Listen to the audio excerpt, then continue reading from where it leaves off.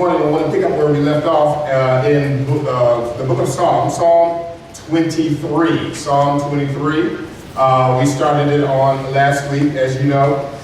We've been looking at some of the famous chapters of the Bible.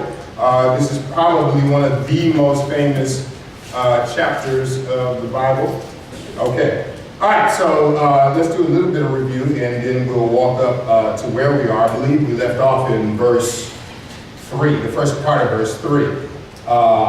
As you know, this is a Psalm of David, and now he deals with, in this particular psalm, that God is a shepherd. God is a shepherd, which means that David, in writing this psalm, has determined that he is not going to follow himself. He's not going to follow himself. He's going to follow the shepherd. Now, let me remind you with regard to the structure of the psalm. This is a book of poetry. Now, if you remember, we talked about prophecy, and prophecy has local and long-term fulfillment. Y'all remember that? Prophecy is local. Now, when you're dealing with the book of Psalms, some of the Psalms can be prophetic, but it's very figurative language, and there is a structure that has particularly implications that sometimes don't translate well into English. But let's look at, and this is before we get into the content of what we're going to talk about today, let's look at the structure. Now, you will remember as we're walking into this, and we've been saying it over and over and over again, several weeks ago, we discovered what it is that we deal with in the human realm once Adam and Eve took from the tree. So let me remind you of that. Remember, when Adam and Eve went to the tree in Genesis, and they took from the tree, 3 things happened. She saw it was what? Good for food. And she saw it was pleasing to the eye, and she saw it was desirable to make one wise. In other words, those are 3 foundational things that has caused difficulty in our life. And if you think about it, most of the problems that you have, most of the habits that you form, most of the difficulties that you face are rooted in those 3 things. In other words, when she saw that it was good for food, she decided at that time, Lord, you are no longer my satisfier, I'm going to satisfy myself. In other words, because he said, now you can eat from every tree in the garden, but the only thing that I want is the one thing that I cannot have. And so that we go through our lives seeking satisfaction from things and people who are not designed to satisfy us. Yes. Now, why am I going back through this? Because he addresses these 3 things in Psalm 23. She saw that the fruit was what? What was the second thing? Desire. Now, the second thing, pleasing to the eye. It was an issue of establishing value. She declared, and he declared, Lord, no longer are you the chief person that gives value in my life. I'm going to decide what's valuable on my own. The problem was when they considered God and then they looked at themselves, what did they do? They had to cover themselves up because they knew that they did not measure up to God. Which means that for the rest of our lives, we go through seeking validation from anything and everything except for God. And then they both saw that it was desirable to what? Make one wise. Which means that God, no longer are you the one who's going to be the decision maker in my life. I am now going to make my own decisions. And if we are honest today, a lot of times there are some decisions that we make without God that have led us into a mess of trouble. Am I right about it? That is because now we have declared all the way back to the tree in Genesis that God is not the decision maker, God is not the validator, and God is not the satisfier. Here is David, who had just been made king, deciding, I'm going to make the Lord my shepherd, and I'm not going to shepherd myself. Because if I'm going to be able to be an effective king, I have to be able to submit to somebody who has complete authority. And so if you go through Psalm 23, you will see the reverse of the 3 things that happened in Genesis 3. Matter of fact, if you look at verse 1, that's Bible's open, or you can see it on the screen. If you look at verse 1, he deals primarily with my want. Everybody say want. Now, if you go to verse 4, he deals with my walk. Everybody say walk. And if you go to verse 5, he deals with my worth. Everybody say worth. In other words, I'm deciding that God, I once again want you to meet my needs, to fill my wants, and be my satisfier. In verse 4, he says, now, as I am on my walk in this journey in life, Lord, I need you to lead me and guide me on my walk so I will not be my own decision maker. Y'all see how this comes together? And then number 3, in verse 5, he says, you prepare a table before me in the presence of my enemies. In other words, you are my validator. So much so that you are the provider of the table and you handle my enemies, so I don't need validation from anybody else because I'm getting it from you. And so now he deals with your want, your walk, and your work. Now, let's look at the sequence of how things are being laid out. Am I going too fast? Y'all not talking to me today. All right. Let's look at the sequence. We're still dealing with the structure of this psalm. If you look at Psalm 23, y'all looking at it? Y'all looking at it? Y'all looking? If you look at Psalm 23, you looking? All right. There are 4 things. Watch this. 4 things. How many things? 4. There are 4 things. How many things? 4. 4 things laid out that God does, and then after that, there is 1 thing that I do. Y'all see that? Now watch this. Before I can successfully do the 1 thing, I have to trust him for the 4 things. Okay, y'all don't see that, but all right, watch it. Look at it. Watch. There are 4 things that he does. He makes me lie down. Y'all see that? He leads me beside the still waters. You see that? He restores my soul. He leads me in the path of righteousness. All right? So now, if you look at the 4 things that God does for me, the implication is these are 4 things that I constantly need in my life. Now, the problem is I'm always going to need these 4 things, but if he is not my shepherd, I'm trying to fulfill these 4 things in my life on my own. And so if I'm trying to fulfill them on my own, then I'll come up short every time. All right, let me see if I can break this down. He says, the Lord is my shepherd. The first thing, I shall not what? I shall not want. In other words, the implication is that I live life dealing with a lack or something empty or not fulfilled. Now the problem is, the experience of non-fulfillment in my soul, I attempt to try to fill it with other things, other people, and other activities. And some people might feel it for a season, but sooner or later, I end up hungry again. And now, because my job hasn't fulfilled me, or this relationship hasn't fulfilled me, or this situation hasn't fulfilled me, I'm hungry again. Now I become mad, mean, evil, discouraged, and hard to get along with because nobody's fulfilling me like I need to be and deserve to be fulfilled. So now, outside of the shepherd, I will perpetually live in a state of want or lacking. All right, so he says, I shall not want. He makes me to lie down in green pastures. We talked about that last week. He makes me lie down in fresh and new grass. All right, so now he makes me to lie down, which implies that I am perpetually tired and worn out.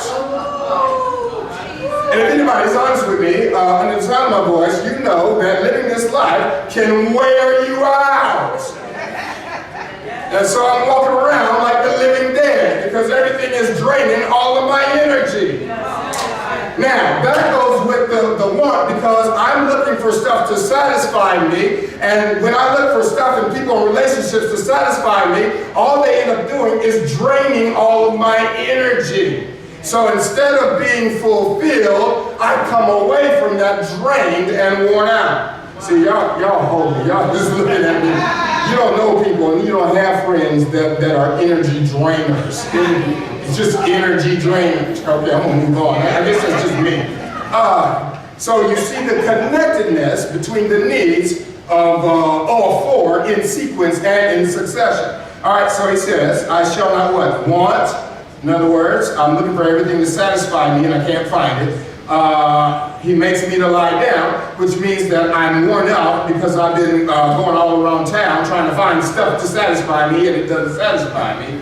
And then he goes on, he says, he leads me, y'all see that, beside the still waters. And we talked last week about how there were three types of waters. There was rushing water, which was dangerous to a sheep. There's stagnant water, which is poisonous. And then there's still water. And the problem is, if I'm leading my own life, then I will either lead myself into drama and rushing waters, or I'll lead myself to stagnant waters, which will literally poison me. And so now the idea is that I'm suffering from a sense of thirst in life. Now we just walk through the structure. Now watch this. And then he goes to the fourth thing. And what was the fourth thing? In verse 3, it says, he restores my soul. So the implication is that I have to admit that every now and then things can happen in my life, things can happen to me in my life that cause my soul to be broken.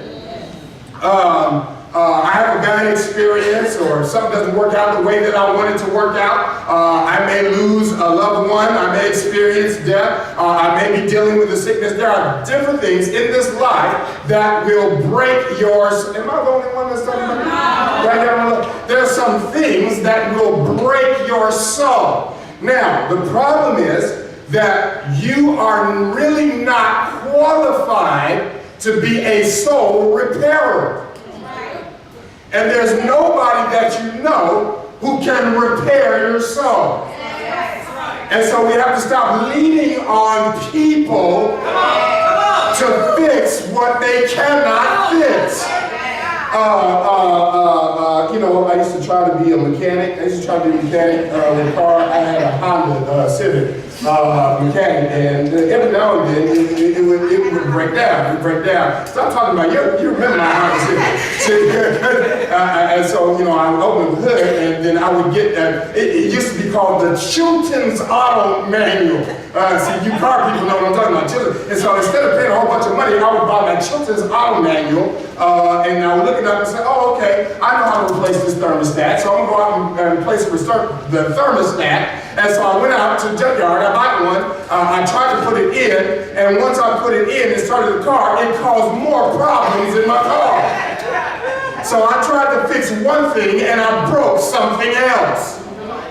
When it comes to our broken soul, if you're not following the shepherd, if you're not getting your resources from God, you're attempting to fix something that you are not ASC qualified to fix. And what's going to happen is, not only will you not fix your problem, you're going to break something else in your life. That is why he says, what I am is a soul fixer or a restorer. And so now he says, I restore my soul. And remember, the lexical implication of that word in Hebrew was not just restoration as we understand it. Remember we talked about it last week? What it actually means, one modern way to understand the restore is when you're working on a computer and you get a computer virus and you have messed up your settings. Most good computers will have what is called restore to factory settings.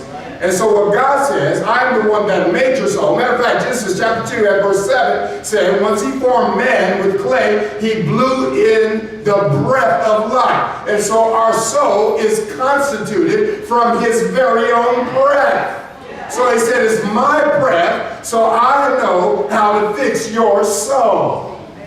All right, so these are the four things that he does, which implies there are four things that we constantly need, and if we're not following, that means we're always trying to meet the four needs by things that cannot meet those needs. All right, so now, consider this also in the structure, not only the sequence of the four things. Now, he does four things, and look at verse 4, then I do the one thing. You see that? In verse 4 it says, yea, though I what? Walk.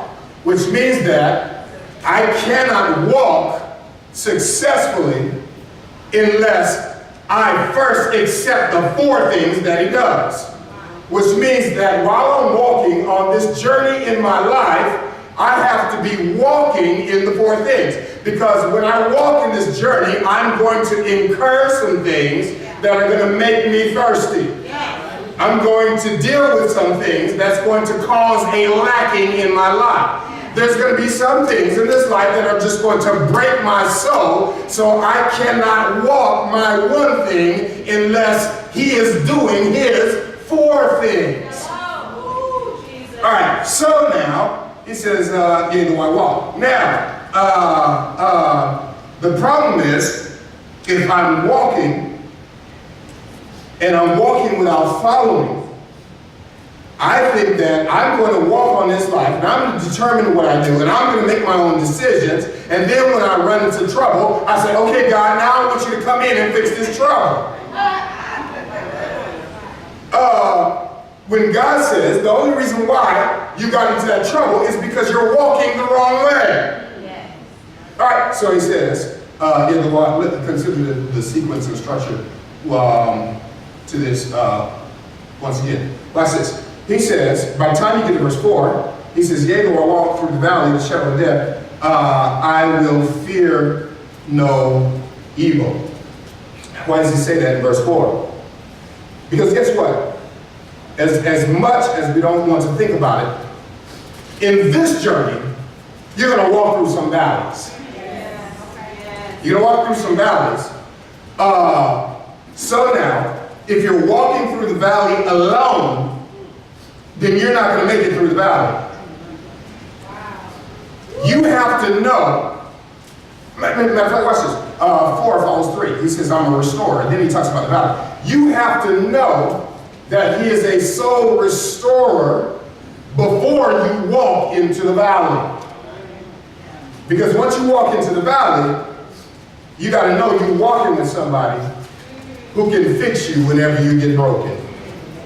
All right, now let's go on to 3D. Now this is where we left off last week, the second half of verse 3. Now we closed last week talking about he restores my soul. He restores me to factory settings. But look at the next phrase. He says, he leads me in the paths of righteousness for his name's sake. Y'all see that? 3 things that happen in the second half of verse 3. Now those 3 things are tied up to the first half. If he's the restorer in the first half of verse 3, then he is the leader, and he'll lead me into the paths of righteousness for his name's sake. Now, before we dig into this, let me give you a couple of concepts.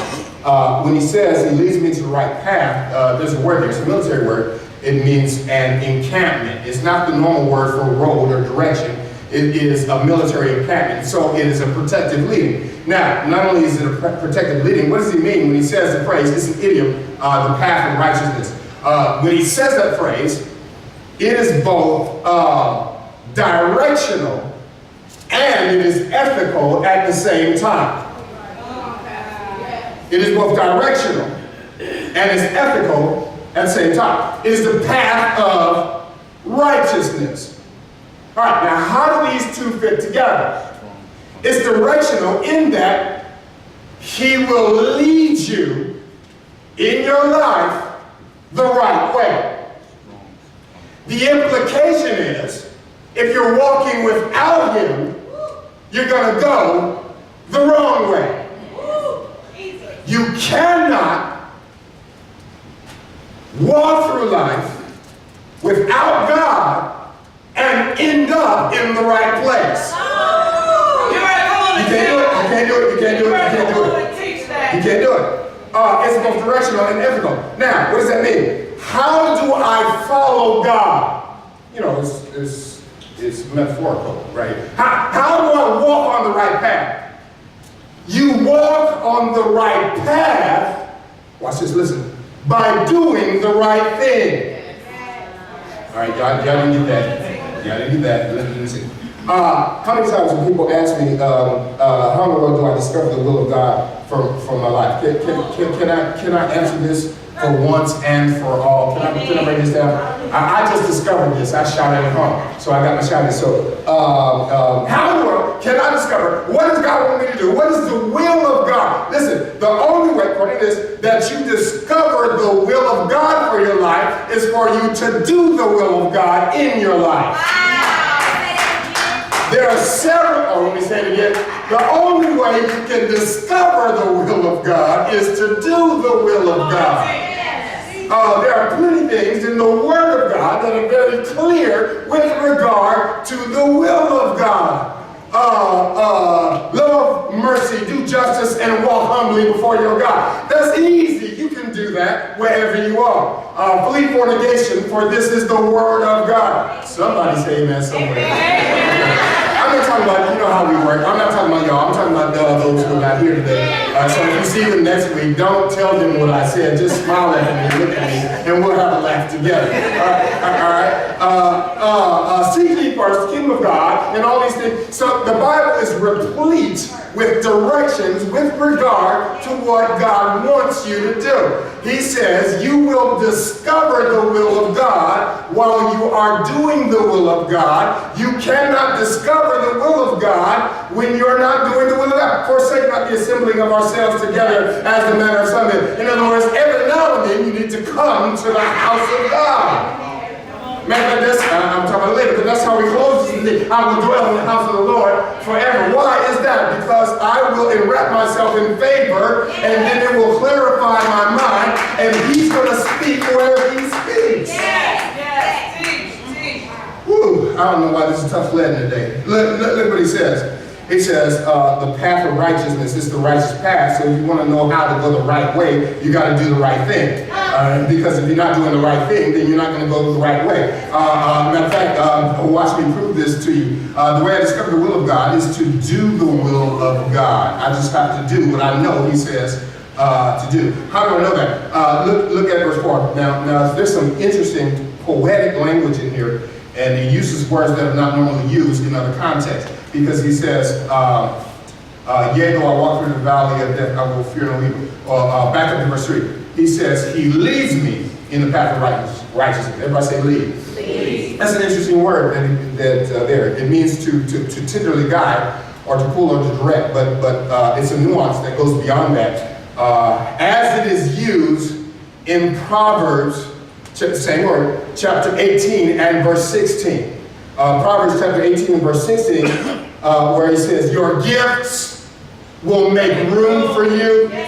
Literally, they will enlarge you or expand you, and it will bring or carry or lead you before great men. Look it up, that's what it says. So it's the same word. It's the bringing and leading to an opportunity that you did not previously have.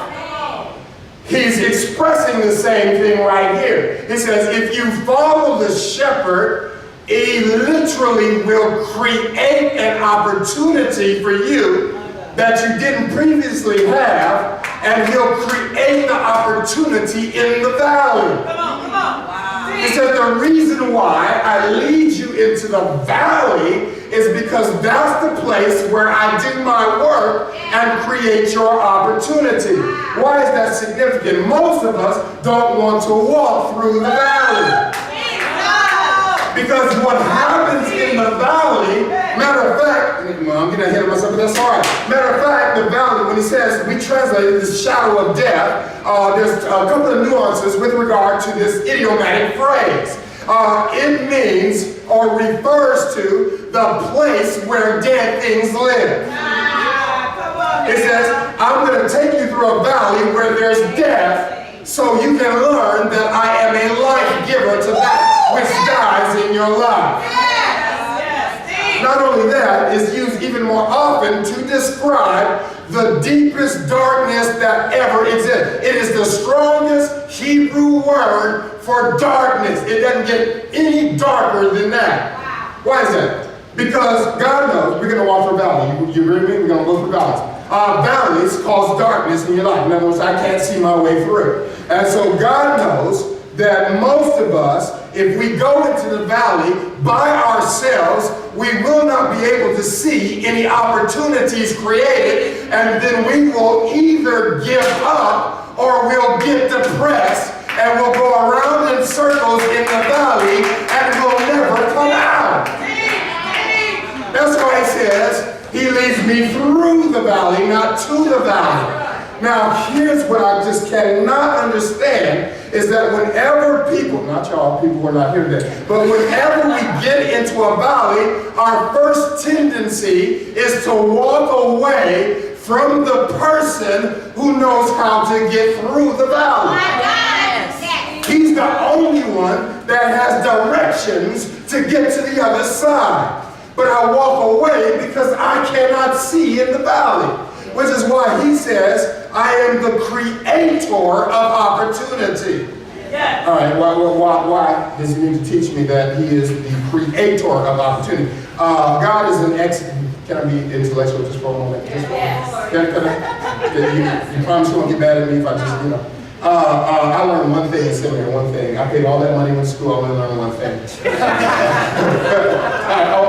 I learned that when God created the world, he created the world. This Latin term, ex nihilo. He created ex nihilo, which means that he didn't have anything else to use to make something. Y'all walking with me? Which means that when he created something out of nothing.